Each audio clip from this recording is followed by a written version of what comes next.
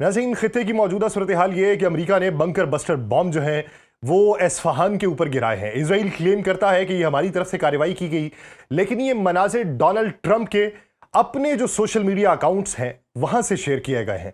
लेकिन इसके जवाब में तल अवीव के ऊपर भी हमले जारी हैं और दूसरी तरफ मंजरनामा यह है कि जो रिवायती इंफ्रास्ट्रक्चर है उसको भी निशाना बनाया जा रहा है। इसराइल ने यह भी क्लेम किया है कि ईरान की जो मिसाइल टेक्नोलॉजी है वो जहां पर बनाए जाते हैं वहां पर हमले किए गए हैं। 40 से जायद मकामात के हवाले से ये टारगेट करने की खबरें हैं। लेकिन दूसरी तरफ ईरान ने एक ऐसा रैपिड ड्रोन मार गिराया है जिसकी कीमत $30 मिलियन बताई जाती है।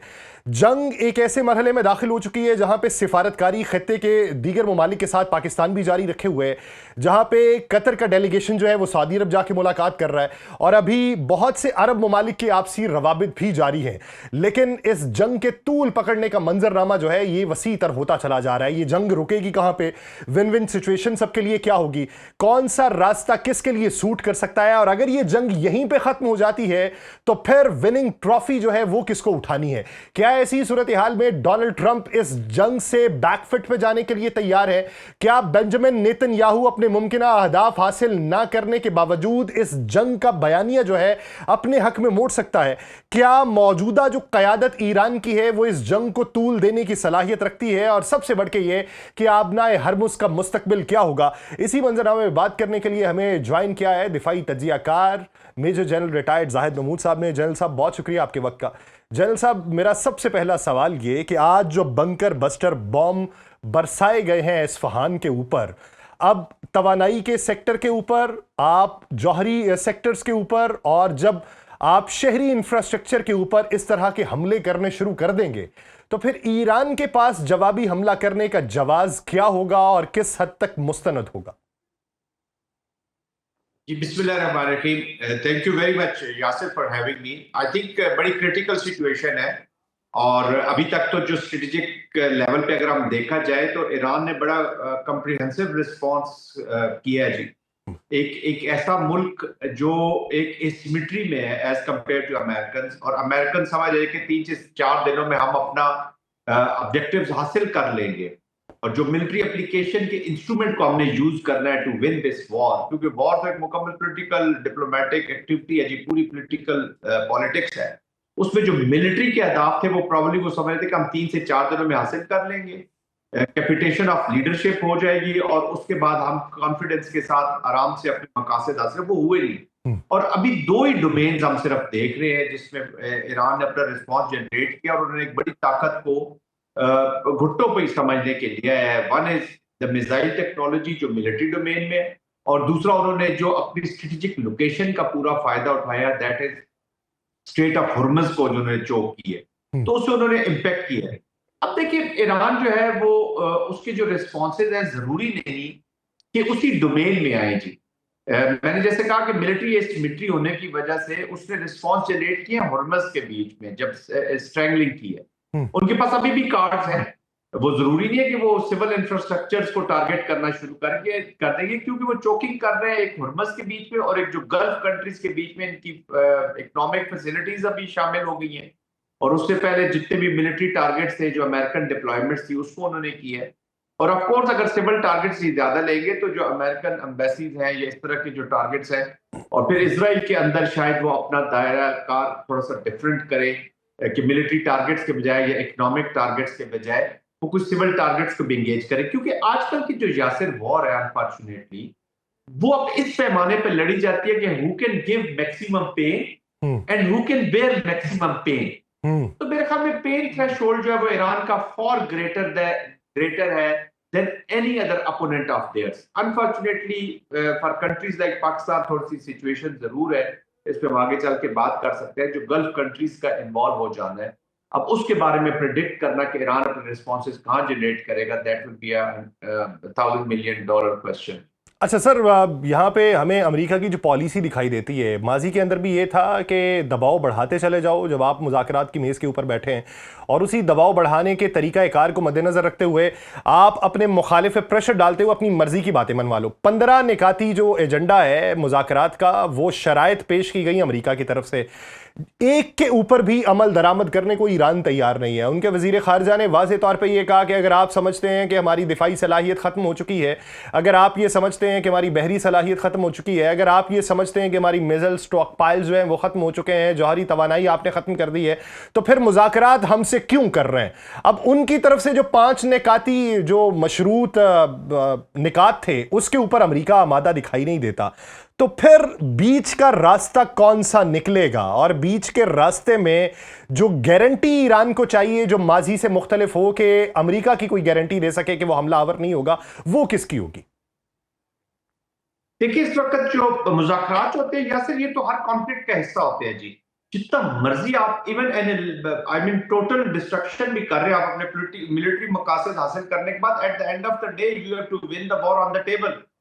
कि आपने कितनी पॉलिसी कैप्चुलेशन कराई है, कितना आपने अपने पॉलिटिकल ऑब्जेक्टिव्स हासिल किए। इस वॉर का सबसे बड़ा जो इशू मेरी नजर में है वो ये है कि जो पॉलिटिकल ऑब्जेक्टिव्स है अमेरिका के, वो फ्लक्चुएटिंग रहे हैं, वो डिफरेंट रहे हैं। रजीम चेंज से शुरू हुए, आप कह रहे हैं कि जी हमने रजीम चेंज कर दिया, 3 लेयर्स खत्म कर दिए, लेकिन रजीम का स्ट्रक्चर वही के वहीं पर है। फिर आप न्यूक्लियर कॉन्टेक्स्ट में, न्यूक्लियर का जो कॉन्टेक्स्ट है उसका मैक्सिमम तो आपको ईरान दे रहा था बिफोर दी मुज़ाकरात से पहले ही वो आपको दे रहा था, और आप उसके ऊपर बहुत अच्छा नोशन ऑफ विक्ट्री लिख सकते थे वो। लेकिन आपने फिर वो न्यूक्लियर के ऊपर भी उन्होंने कॉम्प्रोमाइज कर लिया। आप जो मिसाइल टेक्नोलॉजी, आप कभी उस पर चले जाते हैं। कहने का मकसद ये है कि अमेरिका के जब पॉलिटिकल अजायम ही जब क्लियर नहीं थे, तो फिर मिलिट्री की असेसमेंट करना बड़ा मुश्किल हो जाता है जी कि उन्होंने वो ऑब्जेक्टिव्स हासिल किए। क्योंकि मिलिट्री की जो ऑब्जेक्टिव्स हासिल करने का मकसद ही होता है which contribute towards the attainment of the political objectives. Israel के political objectives are very clear. वो डिस्ट्रक्शन चाहते हैं ईरानियन स्टेट की इन ऑल डोमेन्स, और वो चाहते हैं कि ये इतना प्रोटेक्टेड कॉन्फ्लिक्ट चला जाए कि गल्फ कंट्रीज जो है, जो इस्लामिक कंट्रीज है, नेबरिंग ईरान नेबरिंग कंट्रीज जो है, वो इन्वॉल्व हो जाए इस कॉन्फ्लिक्ट के अंदर। और इवन अगर इजराइल उससे बाहर भी होता है तो फिर इनका कॉन्फ्लिक्ट कुछ इतने लंबे अरसे के लिए चलता रहे कि ये वीकेंड करें एक दूसरे के साथ लड़ के ही, और वो ऑन द कंट्रेरी अपने जो अजायम है ग्रेटर इजराइल के, उनको पूरा करता जाए। तो उसको इस रीजन में फ्रिक्शन चाहिए to pursue their own expansionist design, तो उसको तो वो पूरा कर रहे हैं। अब देखिए, गारंटीज की आपने बात की है प्रेसिडेंट ट्रंप की। Let me begin with saying this कि प्रेसिडेंट ट्रंप की गारंटी देना वाकई बहुत मुश्किल है, बट एनीवेज ये रियलिटीज भी है। अब he is the president of United states, he is waging war, वो और ट्रुप्स ला रहा है।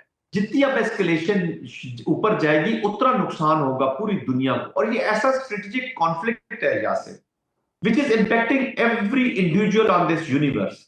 अमेरिका के अंदर भी मुजाहरे हो रहे हैं, लोग इस वॉर से इसलिए खिलाफ है कि वो इंपैक्ट हो रहे हैं बुरी तरीके से। तो एटलीस्ट टू बिगिन विद, आपने गारंटर्स की बात की थी कि पाकिस्तान एक इस वक्त मेन लीड रोल अदा कर रहा है। मैं ये तो नहीं कहता 100% अश्योर्ड गारंटर होगा, बट अपने पार्टनर्स के साथ मिलकर कर रहा है। इजिप्ट है, टर्की है, उसके बाद सऊदी अरेबिया है, और सऊदी अरेबिया के तकरीबन 600 ह्यूज इन्वेस्टमेंट्स जा रही हैं अमेरिका के अंदर, उनकी लीवरेजेस है। और अब जो पाकिस्तान अपना कनेक्शन कर रहा है through China, I think China can be a very good guarantor, और चाइना भी नहीं चाहेगा कि ये कॉन्फ्लिक्ट आगे जाए, क्योंकि चाइना की अपनी इकोनॉमी ईरान के हालात खराब होने से स्कटल हो रही है, खराब हो रही है जी। अच्छा सर, मुझे एक चीज समझाइए। पाकिस्तान के थ्रू एक अच्छा मीडिएशन का रोल अदा करे और they can play this role. Sir, एक आम पाकिस्तानी होने के नाते एक बुनियादी सवाल जहन में आता है कि जब अमेरिका का सदर जो है उसको ये मालूम हो कि उसकी तमाम तर मनसूबाबंदी फेल हो चुकी है, जब उसे ये मालूम हो कि नो किंग्स डे के ऊपर 1 करोड़ से ज़ायद अफराद उसके मुखालिफ सड़कों के ऊपर मौजूद थे, जब उसे ये मालूम हो और वो इस बात का जो है वो इकरार भी कर चुका हो कि दुनिया का जदीद तरीन सबसे बड़ा बहरी तैयारा बरदार जो जहाज़ है वो 17 मुख्तलिफ जावियों से उसके ऊपर हमला हुआ और बैकफिट के ऊपर उन्हें जाना पड़ा, तो फिर उसके मुशीरान जो हैं वो किन मफादात के तहत उसे मशवरे दे रहे हैं कि जंग को तूल दिए रखो, और इस ज़मन के अंदर 50,000 के करीब जो है वो फौजी खत्ते में तैनात हैं, मरीन्स भेजे जा रहे हैं, पैराट्रूपर्स भेजे जा रहे हैं, और वो ये सोच रहा है कि मैं इनकी ज़मीन के ऊपर उतरूंगा और वहां से जो है वो स्टॉक पाइल निकाल के ले आऊंगा, ये यूरेनियम निकाल के ले आऊंगा। जो मुल्क एक कॉफिन बैग अफोर्ड ना कर सकता हो, वो किस तरीके से एक ऐसी दलदल में अपने मरीन्स को भिजवा देगा? देखिए, दे आर इन ट्रबल जी, बिकॉज ऑफ दिस मिसकैलकुलेशन। वो तीन चीजें बड़ी मेजर मिसकैलकुलेट कर गए। Number one, the history, number two, the culture, and number three, the spirit of Karbala. वो तीनों को मिस कर गए यहाँ से, और वहां से रिस्पॉन्स आ गया और स्ट्रक्चर इंटैक्ट रहा है। तो I think this is huge miscalculation, strategic miscalculation. इसी का वो नुकसान है, बट उन्होंने अभी वॉर को आगे चलाना है। देखिए, प्रेसिडेंट, अब let there be no doubt, at least मुझे तो कोई डाउट नहीं है कि he was pushed into this war by Netanyahu and Israel. अब उसके पीछे एप्स्टीन फाइल्स हैं या कोई और रीजन है या इकोनॉमिक इंटरेस्ट है, तो that is something else. Because ये अमेरिकन जो हम कहते हैं ना पॉलिटिकल ऑब्जेक्टिव्स ही नहीं क्लियर, वो इसलिए नहीं क्लियर कि this war is not being fought as per the aspirations of the people of United States of America. जो इंटेलिजेंस एजेंसीज है अमेरिका, वो बता रही है कि जी आप रजीम चेंज नहीं कर सकेंगे, आप जितनी मर्जी मिलिट्री यूज कर ले, आप ये इन एहदाफ से आगे नहीं बढ़ सकते। यूके की आप MI6 को देख लीजिए, why great Britain is out of this war, क्योंकि उनको इनपुट दी गई है कि जी आपका इस वॉर से आपको नुकसान होगा, आपकी सियासत को नुकसान होगा, आपकी पॉलिटिक्स डिप्लोमेसी को नुकसान होगा। सो दे आर स्टेइंग आउटसाइड। पूरा यूरोप इससे अलग हो गया। अब देखिए, अफगानिस्तान में एक नेटो की एप्लीकेशन थी, इराक के अंदर आप देख रहे थे कोलिशन थी। अभी तो इनकी कोलिशन इस्टेब्लिश करना बड़ा प्रॉब्लम आ रहा है। गल्फ कंट्रीज पे तो गले में ये वॉर डाल दी गई है, तो वो एक नेचुरल कोलिशन नहीं है। उनके अपने कंसर्न्स है, क्योंकि ईरान ने तो हमेशा यहाँ पे रहना है, उनके भी कंसर्न्स हैं, और ऑफ कोर्स उनके लिए बड़ी एम्बैरेसमेंट और बड़ी चैलेंजिंग पोजीशन होती है। But having said that, I think अभी उनका जो प्राइड का मसला आ गया कि कितनी बड़ी ह्यूब्रिस प्राइड, उस पर अगेन एक कोई मैस्कुलेशन कर सकते हैं, लाइक बूट्स ऑन ग्राउंड या एडिशनल ट्रूप्स अगर अंदर डालते हैं। बट एक चीज यासिर हमें देखने की जरूरत है कि इस वक्त हम जरूर कह रहे हैं कि strategically Iran is at a better place, but who can predict tomorrow? जो आउटकम ऑफ वॉर्स होती है ना जी, बड़ी अनप्रिडिक्टेबल और बड़ी क्रूअल होती है जी। आज एक स्ट्रेटेजिक आपको डोमिनेंस हासिल है, कल हो सकता है ये सिचुएशन आपकी ना रहे, आप भी कोई मिसकैलकुलेशन कर जाए, आपके अंदर भी जो आप तो दैट इज व्हाई आई से कि जब टिपिंग पॉइंट्स आ गए हैं, जो मैं ज्यादा तौर पे समझता हूँ कि अमेरिका और ईरान का तो आया हुआ है, इजराइल भी अंडर स्ट्रेस है, लॉट ऑफ प्रेशर्स है, बट इजराइल जो है वो चाहता है कि ये वॉर लंबी हो। उसका मैं रीजन आपको पहले बता चुका हूँ। लेकिन इन दोनों का तो टिपिंग पॉइंट आया हुआ है। आई थिंक अगर इनको ऑफ द रैम्प ऑफर हो जाती है या कहीं नजर आ जाता है, तो they should go for it. और Pakistan is the key exit card available to both of them. इस वक्त एक आइडियल जो एग्जिट स्ट्रेटजी कोई आपको हेल्प कर सकती है, तो वो ये पाकिस्तान का फोरम है जो वो यूज कर रहे हैं, जो इस्टेब्लिश हुआ है। आई थिंक इससे दोनों कंट्रीज को आगे मूव फॉरवर्ड कर जाना चाहिए। और ऑफ कोर्स अब देयर आर ईरान के अंदर बहुत सीरियस कंसर्न्स हैं। लेकिन सर हमने बाज़ औकात ये देखा है, बल्कि बेशतर औकात ये देखा है कि इजराइल की तरफ से जो हमले किए जाते हैं अक्सर औकात वो अमेरिका की मामला फहमी से भी परे होते हैं। अब पाकिस्तान ये कोशिश कर रहा है, पाकिस्तान ने बाकायदा तौर पे अमेरिका को कह के बाकिर कालिबाफ को असैसिनेट करवाने से रुकवाया था इजराइल को, लेकिन इजराइल की गारंटी कौन देगा? एक लम्हे को हम अमेरिका की दे देते हैं, अमेरिका हमारे साथ मफादात के हवाले से या कोई बीच के रास्ते के हवाले से फैसला कर लेता है, ये बड़ी ताकतों के साथ मिल के फैसला कर लेता है, लेकिन इजरायली चैनल से तो इस वक्त कोई राबिते में नहीं है। तो इजराइल को राम कौन करेगा कि वो हमले ना करे और वो जंग को मजीद ना फैलाए? देखिए, Israel is a Trojan horse spoiler है, बिल्कुल वो उसके मकासद उसको हल कर रहे हैं, लेकिन American can do it, president Trump can do it, बिल्कुल कर सकते हैं। मैं से आई टोटली डिसएग्री कि जी वो उनके कंट्रोल में नहीं है, तो ये this are, I mean without United States of America इतनी बड़ी application against Iran Israel can not think of. और इजराइल उसकी रेंज में भी है। अभी जो रिस्पॉन्सेज जाते हैं वो अमेरिका वाशिंगटन या न्यूयॉर्क में या फ्लोरिडा मियामी में तो नहीं फेंके जा रहे ना मिसाइल, वो जा रहे हैं टेल अवीव में जा रहे हैं, हाइफा में जा रहे हैं, और इजराइल के अंदर जा रहे हैं, या जो ऑक्युपाइड टेरिटरीज है उनके ऊपर जा रहे हैं, और आगे भी जाते रहेंगे। अब तो उन्होंने अभी जो होसीज वहां से कर रहे हैं या जो लेबनान से रिस्पॉन्सेज आ रहे हैं, they all are against Israel.